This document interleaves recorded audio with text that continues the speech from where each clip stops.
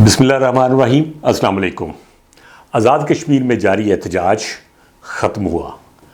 शुक्र अल्हम्दुलिल्लाह, गवर्नमेंट ने कश्मीरियों के जायज़ मुतालबात जो हैं वो कबूल कर लिए हैं। 3 मुतालबे थे जो मैं समझता हूँ कि उनके कोई इतने नाजायज़ नहीं थे। ख़ास तौर पे 2 तो वो बिल्कुल ही सादा सा उनका था कि जी जो बिजली है वो हमें, चूँकि मंगला डैम के वक्त पे उनके साथ एक मुआहदा था कि आपको बिजली जो है वो पैदावारी लागत के हिसाब से मिलेगी, तो उन्होंने अपने बिजली के बिलों में जो इजाफा था उस पर एहतजाज किया और उसको वापस कर लिया गया। ये खुशाइंद बात है, उनका हक था, मेरा ख्याल है कि उनको मिलना चाहिए था। दूसरी चीज़ जो थी वो आटे पे सब्सिडी थी। गिलगित बल्तिस्तान को भी आटे पे सब्सिडी दी गई थी, तो उनका ख्याल है कि हमारा भी हक है कि हमें आटे पे सब्सिडी दी जाए। ये भी मैं समझता हूँ कि अल्हम्दुलिल्लाह अब तो हमारे पास गंदम भी वाफर थी, तो अगर हम कश्मीर में ये सब्सिडाइज़ करके आटा दे दें तो कोई इतनी ऐसी बात नहीं थी। लेकिन बहरहाल ये अल्टीमेटली, और तीसरा मुतालबा उनका तो बहुत ही जायज़ था कि काबीना का साइज़ और उनकी मुराद जो है वो कम से कम की जाए। तो ये बात तो हम इवन पूरे मुल्क के लिए चाहते हैं कि काबीना का साइज़ कम से कम रखा जाए और उनकी मुराद जो हैं वो कम से कम हो, ताकि जो आमदनी और अखराजात का फ़र्क है वो कम से कम रखा जा सके। तो मेरा ख्याल है कि काफ़ी हद तक इसको मिस हैंडल किया गया है। ये मैं अपनी ज़ाती राय है कि गवर्नमेंट ने इसको मिस हैंडल किया है, लेकिन इसका एक नुकसान हो सकता था कि कुछ बैरूनी अनासर जो हैं इसका फ़ायदा उठा सकते थे। बट थैंक्स टू गॉड कि अल्टीमेटली ये मसला जो है एमिकेबली हल हो गया। अब पीटीआई के लिए भी, और अगर मैं ये कहूँ कि मुल्क के लिए भी अच्छी खबर, आरिफ अलवी जो साबिक सदर पाकिस्तान रह चुके, वो काफ़ी एक्टिव हुए हैं पिछले दिनों से और उन्होंने पीटीआई के मामलात को काफ़ी हद तक संभाला दिया है। ये बड़ी खुशाइन चीज़ है कि आरिफ अलवी जो कि सदर भी रह चुके, उनके पास एक्सपीरियंस भी था, वो धीमी तबीयत के वज़ादार इंसान हैं और मामलात को मेरा ख्याल है कि बेहतर तरीके से समझते हैं और मेरी नज़र में बेहतर तरीके से हल कर सकते हैं। तो उनका ये एक्टिव होना मैं समझता हूँ कि पीटीआई के लिए एक बहुत अच्छी खबर है कि एक ऐसा शख्स जो पूरा कमांड एंड कंट्रोल रखता है मामलात पे, जिनके नॉलेज में, चूँकि वो ओहदे इस पे रहे हैं कि उनकी नॉलेज में हर चीज़ है, और अब अपनी अच्छी तबीयत की वजह से अब पीटीआई के मामलात जो हैं वो मैं समझता हूँ कि बेहतर हाथों में जा रहे हैं। तो ये एक खुशाइंद बात है पीटीआई के लिए। गवर्नर केपीके और वज़ीर आला केपीके, इनकी नोकझोंक जो है वो अभी भी ख़त्म नहीं हो रही। गवर्नर साहब ने अभी उनको, मैं समझता हूँ कि वैसे तो उन्होंने खाने की भी दावत दी कि जी हम, अगर वो उनको एक्टिंग का शौक़ ख़त्म हो जाए, वो बढ़के मारना कम कर दें, तो हम इकट्ठे बैठ सकते हैं, हम उनको मुर्ग और अच्छा खाना खिला सकते हैं। तो बात ये भले उन्होंने तंज में की हो, लेकिन मेरा ख्याल है पहले तो इस तरह का तंज भी नहीं होना चाहिए था। आप एक सूबे के 2 ज़िम्मेदारान हैं, सबसे बड़े ओहदे आपके पास हैं, तो इन दोनों ज़िम्मेदारों को चाहिए कि एक दूसरे का एहतराम करें। तो ये खुशाइंद है, ये सूबे के लिए भी बेहतर है और फैसल करीम कुंडी साहब की तरफ से भी ये बेहतर ऑप्शन है, बेहतर ऑफ़र है कि आप आएँ और मिल के हम इस सूबे के लिए को बेहतर कर सकें। तो ये एक पॉजिटिव खबर है। IMF की एक टीम पाकिस्तान के दौरे पे है इस वक्त। पाकिस्तान IMF के एक लंबे प्रोग्राम के लिए जा रहा है। तकरीबन $8 अरब का ये पैकेज होगा, जो कि एक लॉन्ग टर्म पैकेज है। मैं ये मुतालबा भी करता हूँ और ख़्वाहिश भी करता हूँ कि ये पाकिस्तान का आखिरी IMF का प्रोग्राम हो। अब हुकूमत को चाहिए कि वो अपने मामलात को सीधा करें और ये अनाउंस करें। इस वक्त बहुत ज़रूरी है कि वज़ीर आज़म इस वक्त अनाउंस करें कि IMF का ये हमारा आखिरी प्रोग्राम होगा। और IMF के जो ओहदेदारान हैं उन्होंने बहरहाल बड़ी शॉकिंग जो बात की है। IMF के तर्जमान ने कहा कि पाकिस्तान की जो टैक्स पॉलिसी और उसके नफाज में 7,000 अरब रुपए का फ़र्क है। अब सिर्फ इमेजिन करें कि ये कितनी बड़ी रकम है। वो कहते हैं कि अगर आप अपने मामलात को, टैक्स को प्रॉपर लगाएं तो कम से कम आप 7,000 अरब रुपए, अब इसी से ही IMF का प्रोग्राम जो है वो आप यकीन करें कि अगर इसी तरह की हम पॉलिसीज़ लेके चलें तो हम IMF के प्रोग्राम से बाहर जा सकते हैं।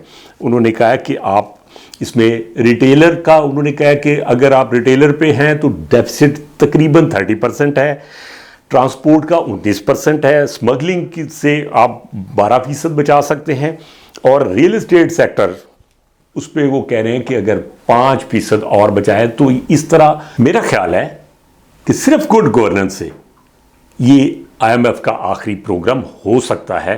ज़रूरत सिर्फ इस तरफ पूरी ईमानदारी से और तवज्जो से और नीयत अच्छी से चलना होगा। अब एक वीडियो ज़रा मुलाजा फरमाएं। आमिर साहब, पता ही नहीं कौन आमिर, ये आफरीदी साहब का माइक खोलेंगी।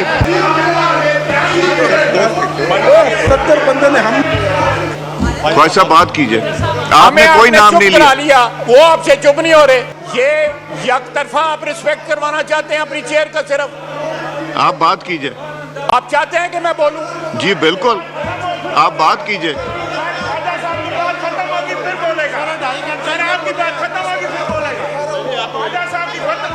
जी ख्वाजा साहब बात कीजिए।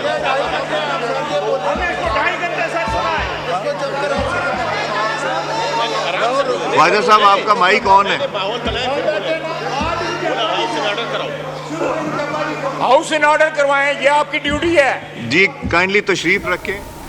जी, तो ये पाकिस्तान की कौमी असम्बली है, सबसे बड़ा अदारा जिसने कानून साजी करनी है, जिसके मेंबर्स और इसको असम्बली का इजलास बुलाने के लिए आप ये देखें कि जिसके मेंबर्स की मुराद और असम्बली का इजलास बुलाने के लिए अरबों रुपए खर्च होते हैं। ये उस इजलास का हाल है। यहाँ पे कोई, आप एक तो इतना शोर देखें कि कोई किसी की बात नहीं सुन रहा, और दूसरा माहौल देखें, क्या इस मुल्क के सारे मामलात जो हैं वो तय हो चुके, जी अपनी बेहतर डगर पे चल गया मुल्क, क्या कोई कानून साजी नहीं होने वाली? क्या ये 7,000 अरब जो टैक्स का फर्क है ये हो गया पूरा? इस किस्म के 50 किस्म के मामला जो हैं वो पूरे हो गए, सारे कानून बन गए। वहां आपको इसलिए नहीं भेजा जा रहा कि आप शोर शराबा करके, आप माहौल को इस तरह करके, ये कोई बॉर्डर नहीं है। मुझे तो ऐसे फील हो रहा है जैसे ये बॉर्डर पे बैठे हुए हैं। दो पार्टियां हैं, आप हुकूमती पार्टी हैं, वो अपोजिशन है। आप कानून साजी करें, आप इस मुल्क को तरक्की की राह पे डालने के लिए कोई जामे प्रोग्राम दें। आपका काम है अच्छी गवर्नेंस करना। अपोजिशन का काम है कि वो गवर्नमेंट पे चेक रखे और मुल्की मफादात के खिलाफ किसी किस्म की कानून साजी हो तो वो ना होने दें। लोगों को अवेयर करें कि जी ये गलत कानून बन रहा है इस मुल्क में। आप देखें अभी इतनी गुंजाइश है इस मुल्क को। आप मुझे बताएं कि सिर्फ ये सबसे बड़ा इदारा जिसने इस मुल्क को तरक्की की राह पे डालना है, उसका ये हाल है कि हम शोर शराबे में टाइम ज़ाया करके वहाँ से उठ जाते हैं। पता नहीं, मुझे नहीं समझ आती कि जब ये खुद से देखते होंगे इनका ज़मीर मलामत नहीं करता होगा कि इतनी बड़ी जिम्मेदारी हम किस तरह से पूरी कर रहे हैं। 14वीं का चांद हो या आफताब हो, जो भी हो तुम खुदा की कसम लाजवाब हो। वहीदा रहमान एक खूबसूरत अदाकारा, एक हसीन अदाकारा, एक सुपरस्टार, इवन एक लेजेंड। ये सिर्फ खूबसूरत अदाकारा ही नहीं है, ये खूबसूरत इंसान भी हैं। एक प्रोग्राम में अनुपम खेर ने उनसे कहा कि 14वीं का चांद ये गाना आपके अलावा किसी और चेहरे पर सूट ही नहीं करता। तो उन्होंने कहा नहीं, ऐसा नहीं है। उन्होंने मुस्कुराकर जवाब दिया कि ऐसा नहीं है, आप मधुबाला को तस्वर करें। तो ये आप देखें कि कितनी खूबसूरत, ये चूंकि उनका मास्टरपीस था लेकिन इसके बावजूद उन्होंने इसको एक ऐसा रख दिया कि आप भी सोचें कि वाकई मधुबाला जो हैं वो भी इस गाने पे सूट करती।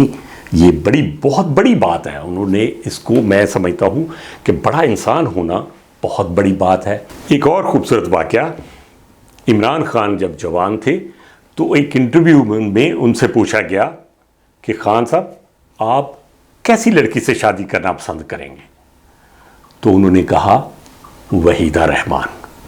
तो आप इससे अंदाज़ा लगा सकते हैं, वहीदा रहमान बेसिकली एक मशरकी चेहरा था, पाकीज़गी। आप देखें, उनकी फिल्मों को भी देखें, पाकीज़गी और एक ईस्टर्न लुक जो है वो अपनी इंतहा पे थी।